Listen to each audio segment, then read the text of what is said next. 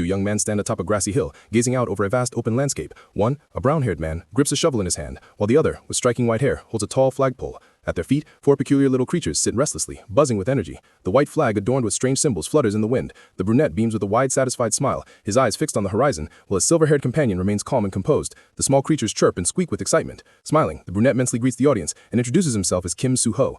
The tiny animals begin shouting random sounds, one after another. The hero laughs and quickly corrects himself, saying that here, in this place, his name is Lloyd Fronta. With a grin, he swings his shovel dramatically and declares that in this world, this is who he is. He drives the shovel deep into the ground, and suddenly, a brilliant blue light begins to glow beneath his feet. A large intricate circle appears, its surface covered in luminous checkered patterns. The circle expands outward rapidly, and the surrounding landscape dissolves into a vast blue grid. From the glowing ground, shimmering outlines of skyscrapers start to rise, forming an ethereal model of a city. The hero, smiling proudly, says that this is the story of an ordinary civil engineer. The sprawling plains around them slowly transform into a detailed model of a futuristic city, filled with tall, shining towers. The hero continues, explaining that this humble builder is the one who completely changed the world. Looking over the miniature skyline spreading beneath the mountains, he calls out to his companion, Xavier. Xavier, ever composed, replies, "Yes, Mr. Lloyd." Lloyd spreads his arms wide, a wild grin lighting up his face, and shouts that it's all about the money.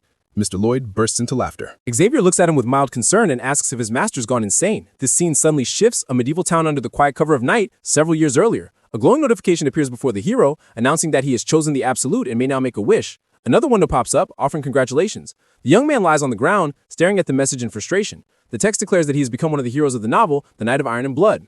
Recognition dawns on him. He had read that book just yesterday. The message ends by telling him to do his best and wishing him luck. He did not understand what wish or request was being mentioned. He couldn't understand why such thoughts were even crossing his mind. He wasn't drunk after all. The hero's eyes widened at disbelief as realization began to dawn on him. Could it be? Was this one of those body transmigrations from another world, just like in the web novels he used to read? The thought struck him like lightning. Maybe he had actually crossed over into another world. The man found himself lying in the middle of a dirt road leading toward a distant city. Completely bewildered, he tried to make sense of how he'd ended up collapsed on the ground. Shivering, he scrambled to his feet, grumbling about the freezing night air. His mouth, however, was oddly twisted to one side, cartoonishly small and lopsided, which only added to his confusion. A red notification suddenly popped up before his eyes, stating that his mouth had become crooked as a result of sleeping outdoors. Annoyed, the man smacked the glowing window in irritation. He straightened his mouth and muttered in frustration about his strange way of speaking. Then, with growing realization, he admitted to himself that he must have possessed the body of a character from the novel. Now the question was, who exactly had he become? He described himself as a man living in a small village, one who slept on the roadside. Just then, someone called out, "Mr. Lloyd!" The startled man turned toward the voice. Approaching him was a tall figure with silver hair glinting under the moonlight, and a golden sword gourd peeking out from his belt. The man's calm eyes and composed presence gave away his identity immediately. Dressed in a blue uniform-like coat, he stopped before the bewildered brunette and requested politely that he return to the mansion. This man was none other than Xavier, the main character of the novel itself. Cold sweat trickled down the brunette's neck as realization hit. In his thoughts, he noted that Xavier looked exactly as he had been illustrated in the novel, silver-haired, poised, and draped in a cloak, with his glowing sword at his side. A true sword master in the making, Xavier was destined to become one of the most renowned warriors on the continent. But at this point in the story, he was still just a knight serving as the protector of the Baron, the same Baron whose eldest son was... The hero froze. His eyes widened as horror washed over him. "Wait, don't tell me I'm that prankster, Lloyd Fronta!" he shouted in disbelief. Xavier simply looked at the panicked boy with calm indifference. A faint look of surprise crossed Xavier's face as he calmly replied that he never called the boy a prankster. He had merely spoken his name. With a small, teasing smile, he added that it was good Lloyd could at least recognize himself so accurately. A glowing notification popped up stating that Xavier appeared pleased. Lloyd, clearly annoyed, mentally told the system to shut up. The scene shifted to a large two-story mansion glowing faintly under the night sky. Inside, Xavier stirred the embers in the fireplace, the crackling flames lighting the room. He asked Lloyd if he remembered how he had ended up passed out on the road. Wrapped tightly in a blanket, Lloyd listened as Xavier explained that he'd been drinking since dinner, smashing all the dishes in the tavern before stumbling outside, overcome with homesickness, and collapsing along the way. Internally, Lloyd sighed. That sounded exactly like something the old prankster version of him would do. Xavier continued, saying that the Baron had been deeply worried and sent him to bring his son back home. Even if the Baron's son is a troublemaker, Xavier said, it would still grieve him to find his child frozen on the roadside, with a crooked mouth no less. Lloyd couldn't help but note how fearlessly Xavier spoke to him, almost as if scolding him outright. He shifted slightly, feeling the wooden floor beneath him, and briefly wished for a heated floor, only to remember with dismay that he was now living in a medieval fantasy world. Xavier turned and told him to rest, saying he would report the day's events to the Baron in the morning.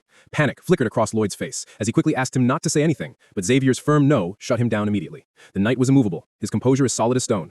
As Xavier moved toward the door, Lloyd called after him with a strange grin, asking if they had much light in their home. The silver-haired knight paused, closed his eyes in mild confusion, and without a word, shut the door behind him. Left alone in the room, Lloyd sat quietly, his thoughts churning. He already knew the full story of this novel. Back in his world, lying in his narrow apartment room, he had finished reading the final chapter on his phone. He remembered vividly how it all began. The pale hands of the Baron and his wife lying lifeless together on the cold floor. At the start of the novel, they had fallen prey to deceitful swindlers, lost their fortune, and consumed by despair, taken their own lives. Lloyd, or rather the Lloyd of this story, had been passed out drunk on the table while tragedy unfolded, unaware and useless, asking to be served more alcohol. After his parents' deaths, Lloyd spiraled into despair, begging in the streets and drowning himself in drink. His health deteriorated until one day, after coughing up blood and clutching his throat, he dropped his mug and died miserably. Throwing off the blanket, the current Lloyd screamed in frustration. Even after becoming an aristocrat, his life seemed just as pathetic as it had been back in Korea. Inwardly, he cursed at the absolute, recalling the strange notification sign and trying to grasp its purpose. Why had it placed him in this broken body?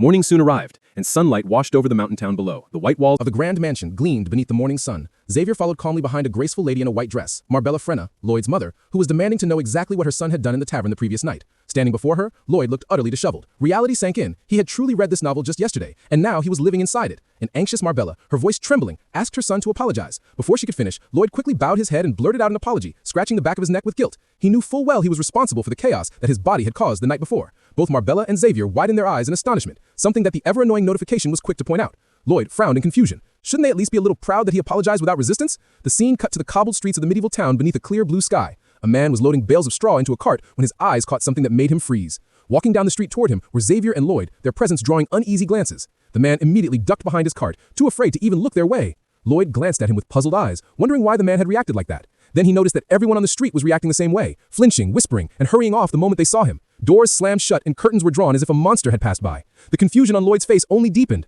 A small boy peeked curiously from a doorway, only to be yanked back inside by his mother, who scolded him and told him never to look at that man. The shutters clapped shut, and a glowing message appeared before Lloyd's eyes, stating that the villagers hated him.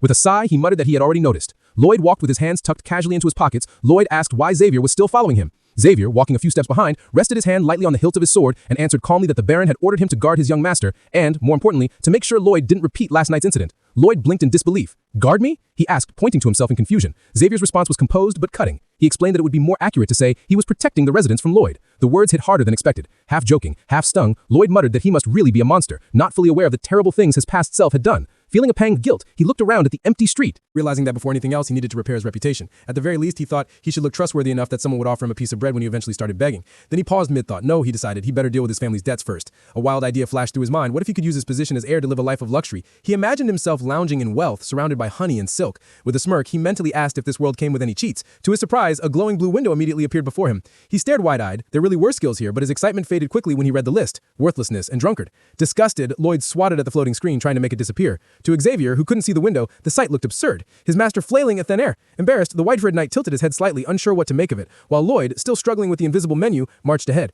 "Where are you going, sir?" Xavier called after him. Lloyd stopped and turned around, looking back in confusion. Nearby stood a small tavern.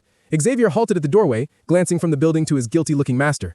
"Was your apology this morning just a lie?" he asked quietly, pointing toward the tavern's entrance. Lloyd immediately denied it, shaking his head furiously. But Xavier's expression didn't change. Only a faint confusion flickered in his eyes.